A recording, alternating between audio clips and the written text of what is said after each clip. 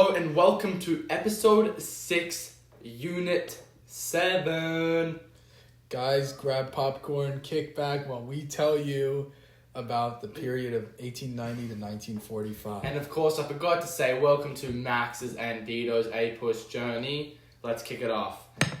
Frederick Jackson Turner published his frontier thesis after the 1890 census, where he declared the American frontier was closed. He also argued the American identity was based on conquering these western lands. Now that there were no more frontier in the continental U.S.,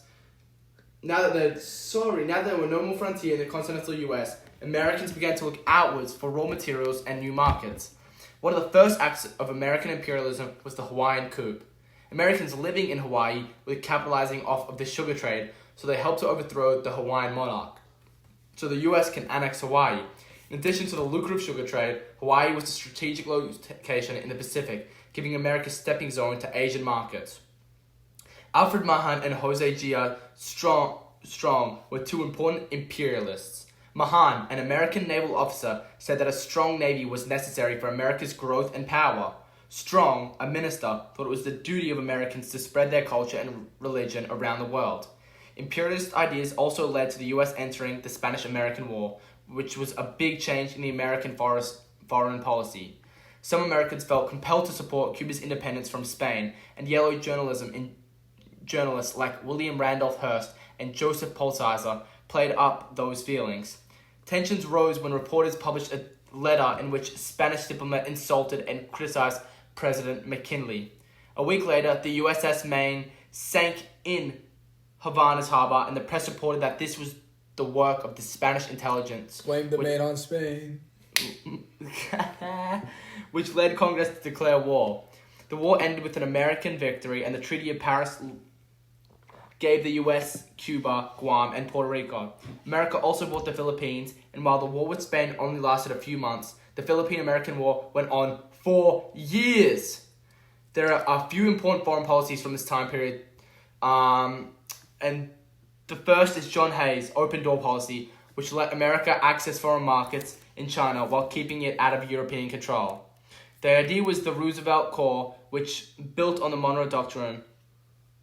Roosevelt said that the U.S. had a right to get involved in Latin American affairs to protect their economic interests and keep their peace in the area. President Tarsi supported dollar diplomacy, which used economic tools like loans and investments to keep things in order in Latin America. Wilson started moral diplomacy, which meant that the U.S. would try to back governments that value democracy and free trade. Around the turn of the 20th century, America went through a time of social, economic, and political reform called the Progressive Era. To fight corruption, journalists called muckrakers Lincoln Septon wrote The Shame of the Cities to show how corrupt politics were, and Ida Tarbell wrote about how cruel Johnny Rockefeller was as he grew his Standard Oil Company. And what's the most well-known thing about Upton Sinclair? Upton Sinclair was known for The Jungle, which was written in 1905, which showed how horrible the meatpacking business was and led to the creation of the Food and Drug Act and Meat Inspection Act. So if you have USDA approved, you can thank Upton Sinclair for that. But Teddy Roosevelt's presidency was about to change, and he wanted to get rid of monopolies and bad trusts on his Square deal, and he was all about protecting the consumers and keeping the corporations in line and protecting the environment. One of his economic reforms was the Clayton Antitrust Act, which was built upon the Sherman Antitrust Act and limited the powers of monopoly. And President Wilson the entire time, signed the 16th Amendment, which set up the federal income tax, and he also made the Federal Reserve. He also worked to improve the way people vote. The 17th Amendment made it possible for people to directly pick senators. Like in other times, Americans saw the introduction of the initiative, the recall, and the secret vote. Women played a big part in bringing about these changes. A nation for temperance, which led to the 18th Amendment. Alice Paul worked with groups like the National American Women's Suffrage Association to get the 19th Amendment passed, which finally gave women the right to vote after World War I. So women gave us two things in America. What was that, Vito? Clarify for them all. Their right to vote and you not to drink alcohol. So When the Great War broke out in 1914, though, President Wilson wanted to stay out the war and declare neutrality. However, the American economy did see very well by selling supplies, especially to the Allies. Even though Wilson was reelected in 1916 with the slogan, "He kept us out of the war," eventually America joined the war in 1917 when Germany kept attacking American merchant ships with submarines with their unrestricted submarine warfare. Very important vocab term. Americans also felt threatened after the Zimmerman Telegraph, which was published in the press. While young men were drafted and volunteered to serve in the American Expeditionary Forces, women and minorities worked in factories and on farms to keep the country running. As in previous years, American liberties were limited during World War I, as Congress passed the Espionage and Sedition Acts near the end of the conflict. Wilson made his 14 points to try to stop another global crisis, but most of them were ignored in the Treaty of Versailles because Britain and France wanted to punish Germany by making them sign the War Guilt Clause and pay heavy reparations, which angered the Germans so much that they eventually elected Adolf Hitler, but that's later. Wilson's 14 points included the treaty. The only ones that were not included were the League of Nations and the International Peacekeeping Body. This made it hard for the Senate to ratify the treaty because of its reservations, like Henry Cabot Lodge, who didn't agree with Article 10, which said that countries had to join the League of Nations. They were also afraid that this would bring America into another global conflict, so they wanted to go back to isolationism. But you want to talk about African Americans in this time period? Yeah, at the turn of the century, there was also a new push for African American civil rights in 1909. The NAACP was started by Wells and Doug Marshall to fight for equal rights. Justice and rights they also sought to tackle disenfranchisement in the South. Marcus Garvey, on the other hand, supported black nationalism, economic self-sufficiency, and back to Africa movement around the same time. Millions of African Americans left their oppressive Jim Crow South in search of jobs and freedoms in the North. This became known as the Great Migration, and after World War I, the growing number of African Americans in northern cities like Harlem led to the Harlem Renaissance. Artists like Langston Hughes shared the oppression of the African Americans through poetry, while musicians like Louis Armstrong ushered in the Jazz Age. Later leaders like Philip Rand helped fight for equality and employment practices. He threatened to march on Washington, D.C. to protest getting really muddly here, to protest discrimination and defense industry jobs as America mobilized for World War II. This forced SDR to create the Fair Employment Practices Committee and inspired future civil rights leaders like Martin Luther King Jr. And during World War II, African Americans made significant contributions, both serving in the war and working in industries at home.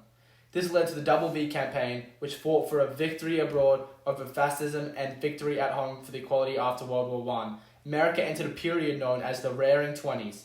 It was characterized by rapid economic growth and a culture of consumerism. Americans were eager to buy things that were hard to get during World War I, as well as new appliances and the radio. But after the Russian Revolution, there was a Red Scare in America. People were afraid that communists would come to this country, which made people more nationalistic. This led to the Quota Acts, which severely limited immigration, especially from Southern and Eastern Europe. Prohibition ruled the 1920s, but it was all a failed social experiment that led to the rise of organized crime. The most famous crime ring was Chicago's Al Capone. Al Capone. Come on, you messed up an Italian name? God, no, I did. I said Al Capone. I just said Marona mia, you're messing up the names of my people. They're okay there, Vito. Well, I mean, he was Napolitan and I'm Sicilian, so whatever. We'll move on. Forget about it. There was a lot of celebration amongst American women for their roles in World War I and the 19th Amendment. Some followed the flapper style by cutting their hair, wearing short skirts, and smoking and drinking in public. Others stuck to the traditional Victorian values. Finally, in 1925, the John T. Scopes was arrested for teaching evolution in a Tennessee public school. The Scopes monkey trial was a media spectacle, and it showed the ongoing debate between modern values and fundamentalist ideas.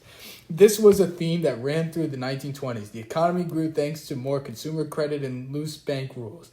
People used credit cards to buy cars, washing machines, and investors brought stock on margin. Factories and farms also overproduced goods, which caused prices to drop.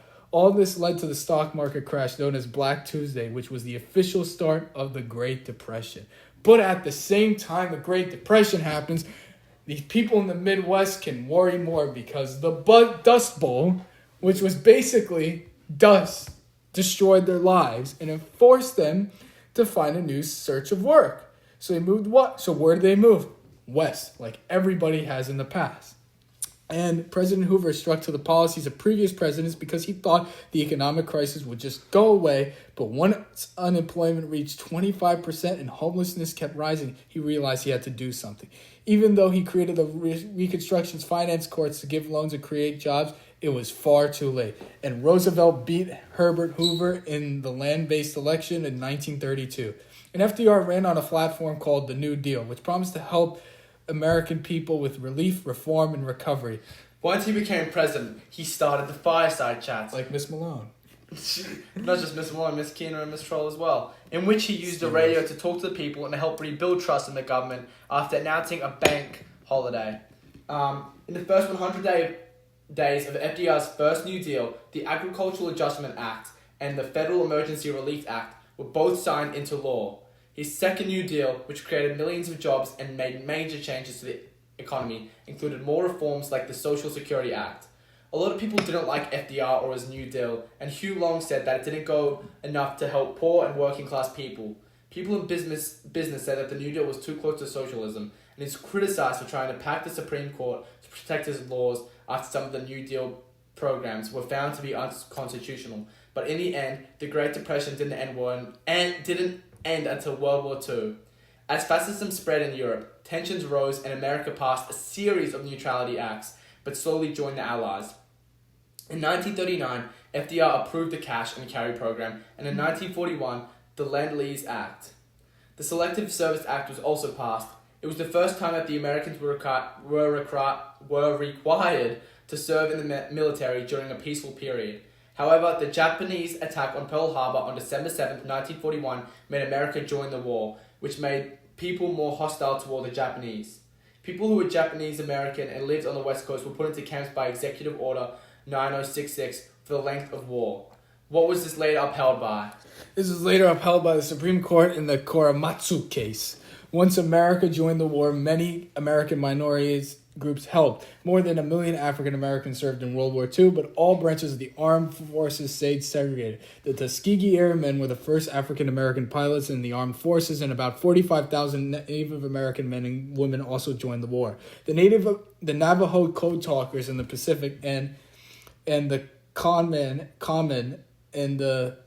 were common in Europe and played a vital role in the American war effort, and for the first time women were allowed to enlist in military groups like the Women's Army Corps, and they served in a variety of non-combat positions like nurses, telephones operators, and truck drivers and mechanics, but on the home front, once again, women filled the position of men who had left from the war, as seen with Rosie the Riveter during American War. American troops helped the Allied forces defeat Hitler in Europe, with leaders like Dwight David Eisenhower, who helped the D-Day campaign. At the same time, the island hopping campaign was used in the Pacific to fight the Japanese through MacArthur. And at home, the Office of Scientific Research and Development also worked from the top-secret Manhattan Project, watch Oppenheimer, developing a new technology, the atomic bomb, through Germany surrendered in May of 1945, but Japanese forces continued to fight President Truman in this Pacific showdown.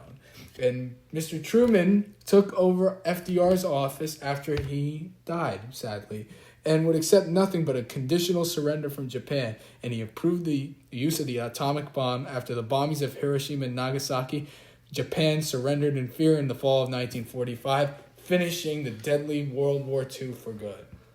Thank you for listening to episode 6, Unit 7. That was one hell of a ride. We got one more episode left, one more final run. And thank you for embarking on this journey with us. Vito, what would you like to say? Please stick around. Next and the last episode's full of scandalous things all the way to the internet. So please stick around because you are surely going to have a good time listening to us. We'll see you soon. Bye.